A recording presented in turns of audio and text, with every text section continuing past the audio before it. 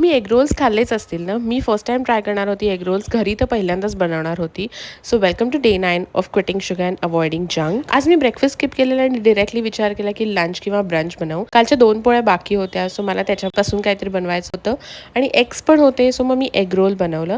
मी त्याच्यात थोडंसं ट्विस्ट केलं, गाजर घातलं आणि ऑमलेटमध्ये स्पिनच पण घातलं आणि थोडंसं हेल्दी ट्राय केलं. गाजर कांद्याबरोबर एवढं खास नाही लागलं, पण इन केस तुम्हाला स्पिनच आवडत नसेल आणि स्पिनच खायलाच पाहिजे असं असेल तर ऑमलेटमध्ये मिक्स करून खाऊ शकता. टेस्ट नाही लागत स्पिनचची.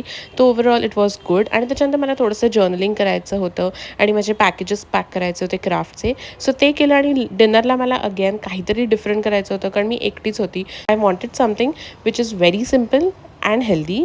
डिनरसाठी मी केलेले Korean pancakes. Korean pancakes is basically whatever veggies you have, एकदम बारीक स्लिट करायचे आणि त्याच्यात सगळे मसाले टाकायचे आणि थोडंसं बेसन आणि जरासं तांदळाचं पीठ टाकायचं आणि हे सॉर्ट ऑफ आपला बेसनचा पोळा असतो तसं बनतं आणि tasted really good. Just one tip is besan आणि तांदळाचं पीठ थोडंसं कमीच घाला, त्याच्याने ते क्रिस्पी होईल. And I had it with ketchup. So yeah, that was my day. Thank you for watching. Bye bye.